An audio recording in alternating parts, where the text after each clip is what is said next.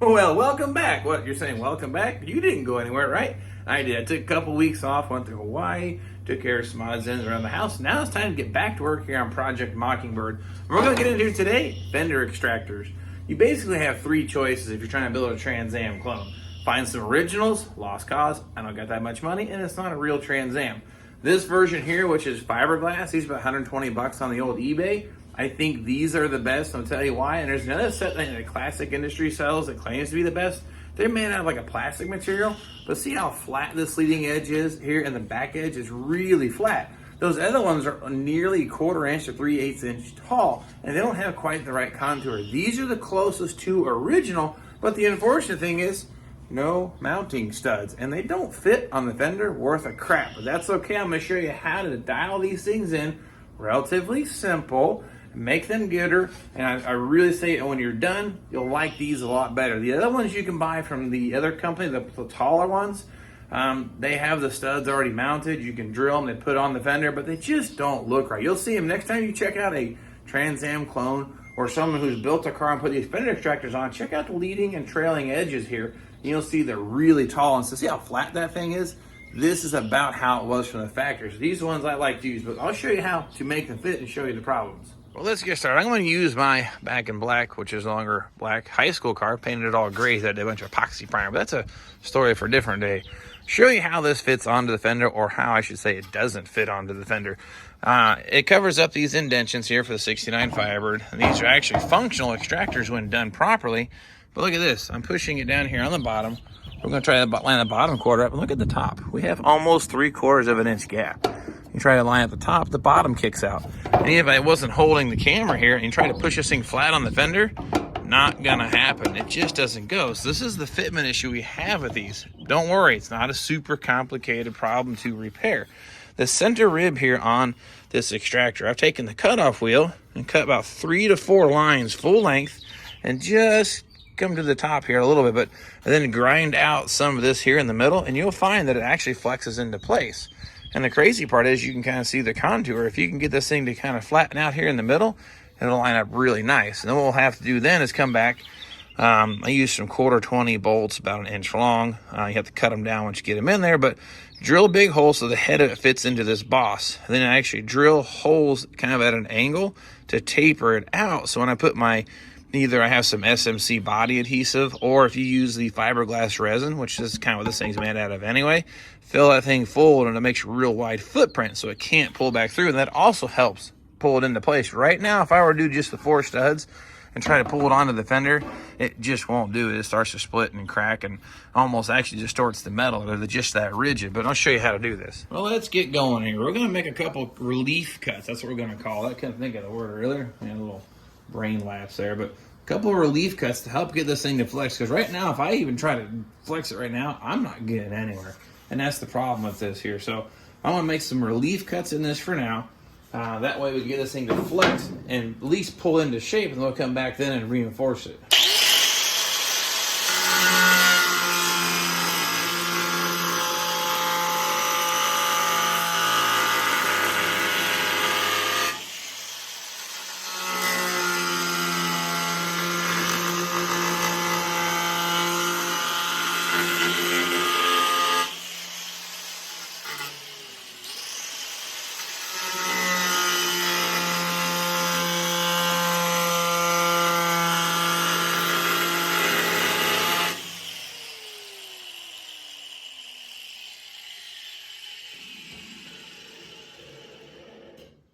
I've only made 3 cuts in this thing so far. They're not super deep. I didn't go all the way through, obviously, but it's enough to make a bit of a difference. I get a little bit of flex out of it now, but not quite enough. So what I'm going to do now is change this to my flap wheel and grind out almost the base of those 3 lines. And that really seems to get it to start moving now. And this is like a 36 grit sanding flap wheel that you get from the old Harbor Freight. Love that place.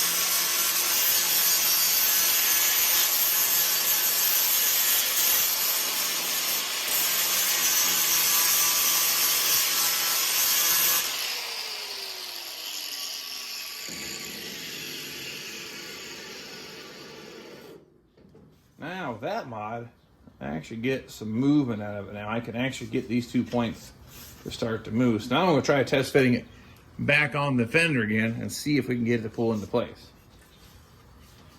Okay, now I'll show you how all this lines up on the car, at least a whole lot more gooder now. I can't say that it's perfect, but I can get it to flex now, because before I could put most of my body weight on this and it wouldn't go. Now I can actually hold it here on the bottom, push on the top, and actually watch that corner pull right up to it. I'm not putting a whole lot of force here. We're talking, maybe 10, 15 pounds of pushing against it. So it actually lines up and flexes a whole lot better now. Now, of course, anything fiberglass, extensive body work required. So it's still going to need a lot of, like I say, modification and filling and body working, but at least now I stand a chance in heck. This is actually touching the fender. Okay, do a little work here in this corner, with the top corner, bottom corner. All of them are touched except for this one here. So I may do a little more work on it, but you can tell we have potential now to look really good. Let's talk about the next part here. Putting some studs in here so we can actually mount this thing to the fender. Oops. These are 1/4 bolt, about 3/4 inch long. Now I leave the hex head here on it. That's going to be my anchor that I'm going to basically glue down inside of this extractor. That gives me a solid point to bolt that thing to the fender and pull it up good. Now what I'm going to use is this here. This is the Evercoat SMC body panel adhesive for fiberglass and basically Corvettes. Now you could actually probably, like I said, use just the fiberglass resin and fill it in here, and it'd probably work just as good. I have that as an option, but since I have this, I'm going to use this up and try to get some more of this. This stuff's not cheap. I don't want it to go bad. So what I'm going to do next, though, we're going to drill a hole center in each of these bosses, big enough to countersink this hex head into the fiberglass. So first thing I kind of start with here is a big old 3/8 inch drill bit and just punch a hole. So we'll do it one at a time. I'll show you how that's done. But it drills pretty quick because it's fiberglass.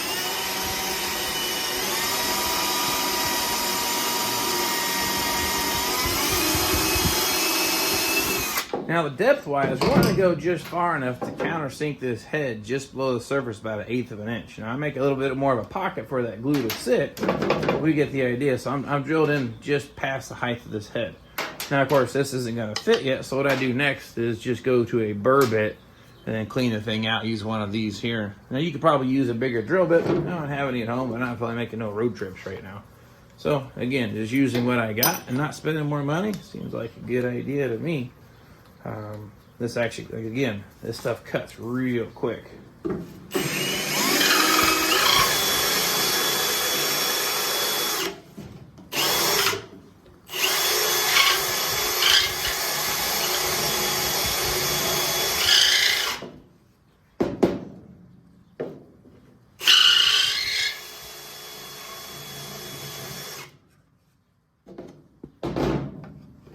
Now, as long as that hex head fits inside the hole, you need to go just a little bit bigger. It's pretty snug, but we're getting it there.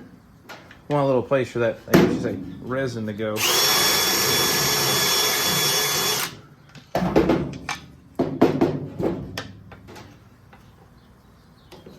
I like that. That's a pretty snug fit. What I'm going to do though next, though, I want to make the base of this wider. So when I put my glue or adhesive in the bottom of it, it makes for a wider base on the anchor, so it has a harder time pulling out, because you're always going to tighten that bolt up, it's going to try to rip it out of here. So I want a nice, large base of an anchor. So now I'm going to take my drill bit and drill holes at about a 45-degree angle in the base of this thing.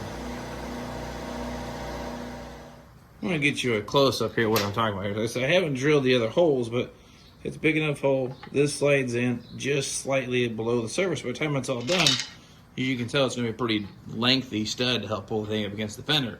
But like I said, now what I'm going to do is I'm going to drill at an angle about 45 degrees and kind of make a bit of a dish to really help ensure that these things don't pull out of there. Because again, we're going to rely on these bolts to help reshape this thing, and we know it doesn't have the best shape to begin with. So I want to make sure this is going to be reliable, hopefully long lasting.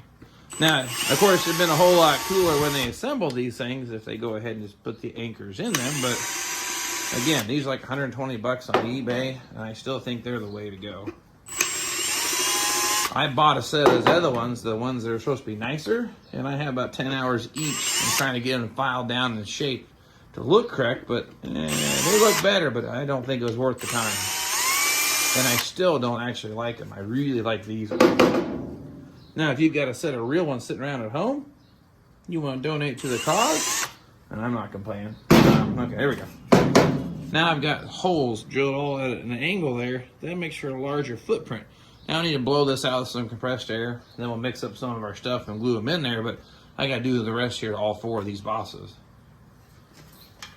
Bam, just like that. TV magic. All 4 are drilled and blown out and ready to go. I'm going to go ahead and mix up some of this here and get these bolts set into place. I don't need a whole heck of a lot of this stuff, but we'll get a little glob going. That should be more than enough, I hope.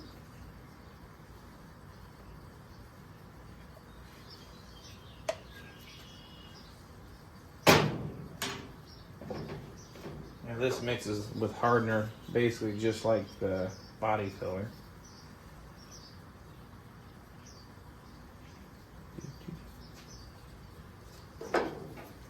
I've mixed it way more than I needed.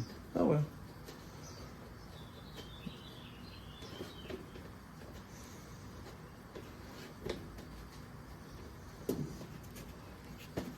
Okay.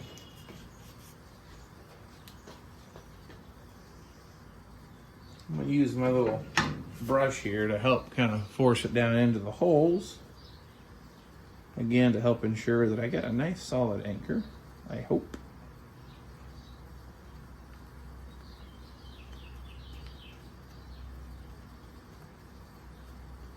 All right.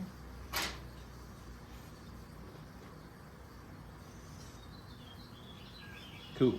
Now, some sanding might be required when we're done, but there you go. You get the idea.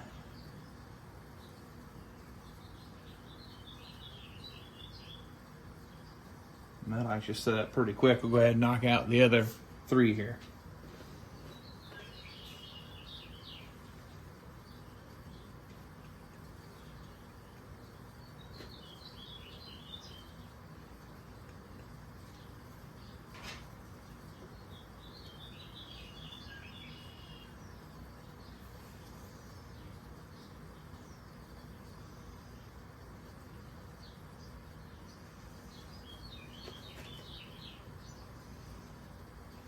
Here's where we go. I'll let those sit up nice, perpendicular. Let those cure. It'll take a little bit of time to set up, and we'll test fit that on the fender and see how it goes. Okay. While we're waiting for that stuff to set up for our fender extractor, let's do one more Trans Am mod here on our Project Mockingbird. It needs a spoiler to be a Trans Am clone or Trans Am reproduction or Mockingbird. The coolest thing about this spoiler is it's a real Trans Am spoiler. No, it's not. It's one of those repop bad boys. They don't fit too bad. Again, if you had an original one, that would be fantastic, but I don't, and he don't, so this is what we're going to use. And then the cool thing about this is a 1969 trunk deck. It's going to make this thing, mount this thing on super easy and pretty quick. Let me show you why here. Pull this thing out of the way, and I'll show you the secret why I like finding the correct trunk lids. Okay, here we go. This is why I like 1969 trunk lids on my cars. See this hole here, here, here, and here? Well, they stamped these things with the idea someone's going to potentially install one of those spoilers, so I don't have to work real hard. Relatively centers, go ahead and punch a hole with a step drill bit and drill right through all 4 of these, and it actually lines up for the most part every time with those spoilers. So I'm going to go ahead and punch 4 holes here in this trunk deck. It's just that easy.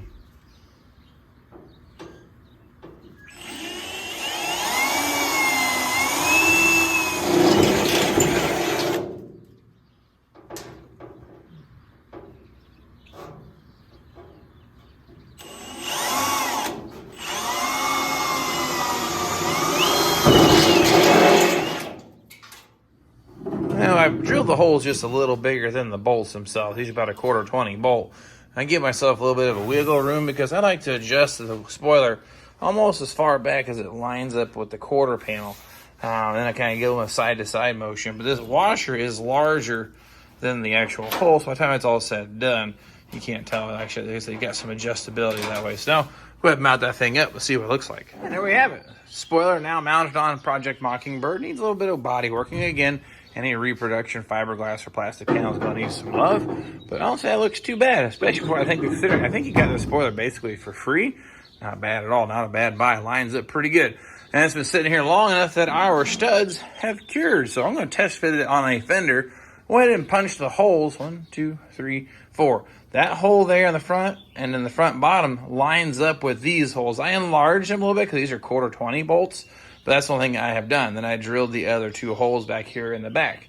And I'm going to see how this lines up now. I think it's going to work out really, really super nice. Let's see if I can get that to go. Now, this is just laying on there. I'm not putting any kind of torque on the back side or pulling the bolts down yet. It's already lining up 10,000 times better than it did. But look, I push on that bottom corner, simulating tighten up that hardware. That pulls up really nice to that fender. So I think these are going to work really nice. I like them more. And this is what it looks like here on the back side, all cured. I'm going to have to file back just a little bit on the bolts there, but not too bad. So I'm going to call that good. But we'll have one more prize that's still yet to do. This is going to be a later thing, but anyone knows what I'm going to do here, you can tell me in the comments what I'm doing with this here.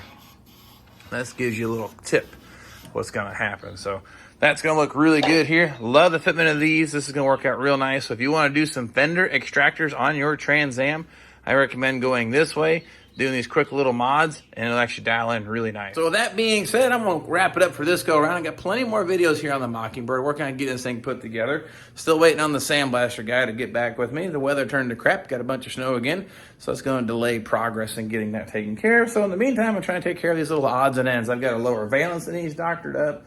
I've got some hood inserts that need to be massaged to fit a little more gooder. So maybe I'll get the camera out and fix on some of that stuff and show you how it goes. I appreciate you following me on the journey of the Mockingbird, and all the viewers and subscribers. Appreciate that just the same, because this has been kind of a fun journey playing YouTube. Cars, been doing it forever. YouTube, still kind of new in my opinion, having fun with it. So nonetheless, rambled on enough. I'm going to grab the camera, whatever the heck we get into next time, and hope to see you guys then.